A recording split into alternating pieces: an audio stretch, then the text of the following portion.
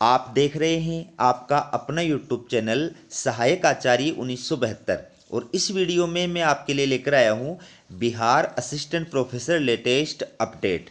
चलिए वीडियो की शुरुआत करते हैं। ये आप देखिए, बिहार राज्य विश्वविद्यालय सेवा आयोग के द्वारा ये कल देर रात्रि को जो है आवश्यक सूचना जारी की गई है। और ये किससे संबंधित है? ये सहायक आचार्य भर्ती विज्ञापन 2020 से संबंधित है। विषय का नाम है रसायन शास्त्र, यानी आयोग के द्वारा रसायन शास्त्र विषय का रिजल्ट जो है वो जारी कर दिया गया है। उसी बारे में आपको ये सूचना जो है वो जारी की गई है। तो आपको बता दूं कि आयोग के द्वारा ये जो भर्ती का विज्ञापन जारी किया गया था रसायन शास्त्र विषय के अंदर, उसमें टोटल 332 पद जो है वो विज्ञापित किए गए थे। ठीक है, और इन 332 पदों के लिए कैटेगरी वाइज आयोग के द्वारा दिनांक 9/9/2024 से 14/9/2024 तक इंटरव्यू आयोजित किए गए थे। ठीक है, तो दोस्तों आपको रिजल्ट और कट ऑफ मार्क्स के बारे में जानकारी प्रदान करूं उससे पहले आपसे विशेष निवेदन करना चाहता हूं कि हमारा ये चैनल बिल्कुल नया है और इस चैनल के ऊपर मैं सिर्फ बिहार और यूपी से जुड़े हुए जो असिस्टेंट प्रोफेसर्स की अपडेट्स होती है उनके बारे में ही जानकारी प्रदान करता हूं। इसलिए दोनों स्टेट के जो भी अभ्यर्थी हमारे चैनल को देख रहे हैं, वीडियो को देख रहे हैं, उनसे निवेदन है कि चैनल को सब्सक्राइब जरूर करें और वीडियो का लिंक या चैनल का जो लिंक है वो अपने दोस्तों के पास में सोशल मीडिया साइट्स पर शेयर करें। ठीक है, क्योंकि मैं हमेशा इसी प्रकार की अपडेट आपके लिए लेकर के आता हूं।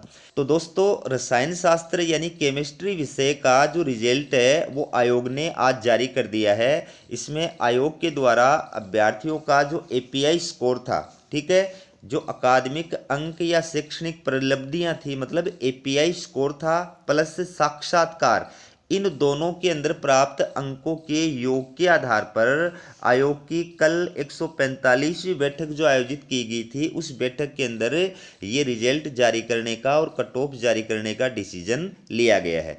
तो एपीआई स्कोर 100 नंबर का होता है और इंटरव्यू 15 नंबर का होता है। इस प्रकार से 115 नंबर के मार्क्स के आधार पर आपकी कैटेगरी वाइज जो कट ऑफ मार्क्स है वो आयोग ने जारी की है। ये आप देख सकते हैं, ये इधर जो है कैटेगरी दी गई है और इधर कट ऑफ मार्क्स दी गई है। ठीक है, जैसे यूआर कैटेगरी अनारक्षित कैटेगरी की जो कट ऑफ मार्क्स रही है वो 94 रही है। 94 अंक या इससे अधिक अंक प्राप्त करने वाला जो अभ्यर्थी है उसको यूआर कैटेगरी के अंदर असिस्टेंट प्रोफेसर के लिए जो है पात्र घोषित किया गया है। इसी प्रकार से अनारक्षित कैटेगरी के अंदर जो महिला अभ्यर्थी हैं उनके कट ऑफ मार्क्स 90 रही है। ईडब्ल्यूएस आर्थिक रूप से पिछड़ा वर्ग जो है उसकी कट ऑफ मार्क्स रही है 85.08 और ईडब्ल्यूएस कैटेगरी के अंदर जो महिला अभ्यर्थी हैं उनकी जो कट ऑफ मार्क्स रही है वो 83 रही है। बीसी बैकवर्ड क्लास के पुरुष अभ्यर्थी हैं उनकी कट ऑफ मार्क्स 87 रही है और जो महिला अभ्यर्थी हैं उनकी कट ऑफ मार्क्स 83 रही है। ठीक है, इसके बाद में देखिए ईबीसी कैटेगरी के अंदर पुरुष जो अभ्यर्थी हैं उनकी 58 और जो महिला अभ्यर्थी हैं उनकी 58, दोनों की 58 कट ऑफ मार्क्स रही है। एससी कैटेगरी के अंदर पुरुष अभ्यर्थियों की या ओवरऑल जो है 48 कट ऑफ मार्क्स रही है और जो महिला अभ्यर्थी हैं उनकी भी 48 रही है। एसटी कैटेगरी के अंदर देखिए इस पोस्ट के लिए जो निर्धारित कट ऑफ मार्क्स रखा गया है वो कट ऑफ मार्क्स जो है किसी भी अभ्यर्थी के प्राप्त नहीं हुए हैं, इस वजह से और ये पोस्ट जो है वो रिक्त रह गई हैं। ठीक है, इसके बाद में डब्ल्यूबीसी कैटेगरी जो है इसके अंदर कट ऑफ मार्क्स 80 रही है। वीआई कैटेगरी के अंदर 41 रही है। डीडी कैटेगरी के अंदर 73 रही है। एफएफडी कैटेगरी के अंदर 78 रही है। तो ये अलग अलग जो कैटेगरी है उसके हिसाब से आयोग ने कट ऑफ मार्क्स जारी किए। अब आप देखिए अलग अलग कैटेगरी के हिसाब से जो अभ्यर्थी इस पोस्ट के लिए पात्र घोषित किए गए हैं। सबसे पहले अनारक्षित यानी यूआर कैटेगरी के अंदर चयनित जो अभ्यर्थी हैं उनकी सूची। तो ये अभ्यर्थियों के यूनिक आईडी नंबर दिए गए हैं। इन सभी अभ्यर्थियों को आयोग के द्वारा क्या कर दिया गया है, उत्तीर्ण घोषित कर दिया गया है। अब आप जो है इस पोस्ट पर नियुक्ति के लिए योग्य घोषित कर दिए गए हैं और जल्दी ही आयोग के द्वारा आपको विश्वविद्यालय का आवंटन कर दिया जाएगा। ठीक है, जहां पर जाकर के आपको डॉक्यूमेंट्स वेरिफिकेशन कराना है और उसके बाद में आपको ज्वाइनिंग लेनी है। तो ये यूआर कैटेगरी के अंदर फाइनली जो सिलेक्टेड अभ्यर्थी हैं उनकी लिस्ट है। ठीक है, जो आप देख रहे हैं ये आपके सामने पूरी लिस्ट है यूआर कैटेगरी के अंदर जो सिलेक्टेड कैंडिडेट हैं। इसके बाद में देखिए आर्थिक रूप से कमजोर वर्ग यानी ईडब्ल्यूएस कैटेगरी हेतु चयनित अभ्यर्थियों की सूची। तो ये जिनके यूनिक आईडी नंबर दिए गए हैं इन सभी अभ्यर्थियों को आयोग के द्वारा असिस्टेंट प्रोफेसर रसायन शास्त्र विषय में क्या कर दिया गया है, पत्र घोषित कर दिया गया है, सेलेक्ट घोषित कर दिया गया है। ये है पिछड़ा वर्ग बीसी कैटेगरी के लिए चयनित जो अभ्यर्थी हैं उनकी सूची। तो ये बीसी कैटेगरी के अंदर कितने अभ्यर्थियों को जो है सिलेक्ट किया गया है वो भी आप इसमें देख सकते हैं। कैटेगरी वाइज रिजल्ट जारी किया है। तो बीसी कैटेगरी के अंदर टोटल 36 अभ्यर्थियों को जो है उत्तीर्ण घोषित किया गया है। इसके बाद में अत्यंत पिछड़ा वर्ग यानी ईबीसी कैटेगरी के लिए जो चयनित अभ्यर्थी हैं उनके यूनिक आईडी नंबर आपके सामने हैं। ठीक है, तो ये वो अभ्यर्थी हैं जिनको रसायन शास्त्र विषय में ईबीसी कैटेगरी के अंदर फाइनली जो है वो उत्तीर्ण घोषित कर दिया गया है। टोटल कितने अभ्यर्थियों को इसके अंदर उत्तीर्ण घोषित किया गया है, टोटल है 74 अभ्यर्थी। ठीक है, इसके बाद में देखिए आप अनुसूचित जाति यानी एससी कैटेगरी हेतु चयनित अभ्यर्थियों की सूची।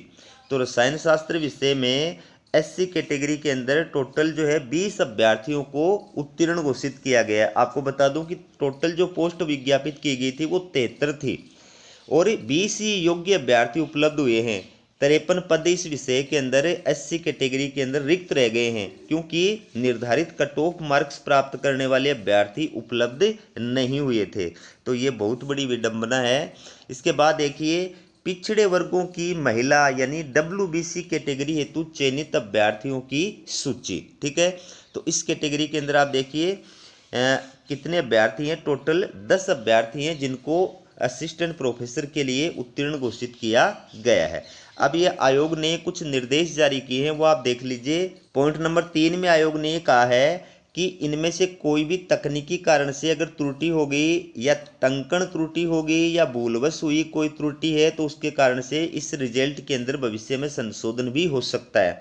बात करें चौथे नंबर पॉइंट की तो इसमें क्या कहा है, एससी कैटेगरी के विज्ञापित 73 पदों के विरुद्ध सुयोग्य अभ्यर्थियों की अनुपलब्धता के कारण कुल 53 पद रिक्त रह गए हैं। 53 पद जो है वो खाली रह गए हैं, योग्य अभ्यर्थी उपलब्ध नहीं हुए। पॉइंट नंबर 5 में क्या कहा है, चयनित अभ्यर्थियों के विश्वविद्यालय आवंटन संबंधी विस्तृत सूचना अलग से प्रकाशित की जाएगी। तो आप हमारे चैनल को सब्सक्राइब करके रखें, जो भी अपडेट आएगी मैं आपके लिए लेकर के आऊँगा। तो इन सभी अभ्यर्थियों को आयोग के द्वारा विश्वविद्यालय का आवंटन किया जाएगा, उसकी सूचना आपको अलग से प्रदान की जाएगी। ठीक है, इसके बाद में पॉइंट नंबर 6 में क्या कहा है कि ये पटना हाईकोर्ट के अंदर अलग अलग जो है रिट याचिकाएँ दायर की हुई हैं इस विषय के अंदर। तो उसके अंतर्गत उनकी वजह से जो है एक पुरुष और एक महिला अभ्यर्थी यानी 2 पोस्ट जो है वो क्या रखी गई हैं, रिक्त रखी गई हैं। ठीक है, इसके बाद में पॉइंट नंबर 7 में क्या कहा है कि पटना हाईकोर्ट के द्वारा ये जो अलग अलग रिट याचिकाएं दायर की गई थी, विशेष अनुमति याचिकाएं दायर की गई थी, इनकी सुनवाई करते हुए जो 18/4/2024 को डिसीजन दिया था उस डिसीजन के विरुद्ध आयोग के द्वारा या फिर बिहार शिक्षा विभाग के द्वारा या फिर बिहार सरकार के द्वारा सुप्रीम कोर्ट के अंदर विशेष अनुमति याचिकाएं दायर की गई थी। ठीक है, ये विशेष अनुमति याचिकाएं दायर की हुई हैं और इन याचिकाओं के तहत इस भर्ती के मामले में सुप्रीम कोर्ट के अंदर सुनवाई चल रही है। अभी सुप्रीम कोर्ट के द्वारा फाइनल डिसीजन नहीं दिया गया है। तो सुप्रीम कोर्ट के द्वारा जो भी फाइनल डिसीजन दिया जाएगा उस डिसीजन से आपका ये जो रिजल्ट है वो क्या हो सकता है, प्रभावित हो सकता है। ठीक है, इसी प्रकार से 8 नंबर पॉइंट में भी यही बात कही गई है कि रसायन शास्त्र जो विषय है इस विषय को लेकर के और ये इतनी सारी रिट याचिकाएं जो है वो दायर की गई हैं। ठीक है, तो ये पटना हाईकोर्ट के अंदर अभी मामला चल रहा है और पटना हाईकोर्ट के द्वारा इस विषय के अंदर जो अभ्यर्थी हैं उनके द्वारा दायर की गई याचिकाओं की सुनवाई करते हुए फाइनल डिसीजन अभी तक नहीं दिया गया है। तो जो भी डिसीजन आएगा उससे आपका ये जो रिजल्ट है वो क्या हो सकता है, प्रभावित हो सकता है। तो हमारा वीडियो देखने के लिए आप सभी का बहुत बहुत धन्यवाद। हमारा ये वीडियो कैसा लगा कमेंट करके ज़रूर बताइएगा।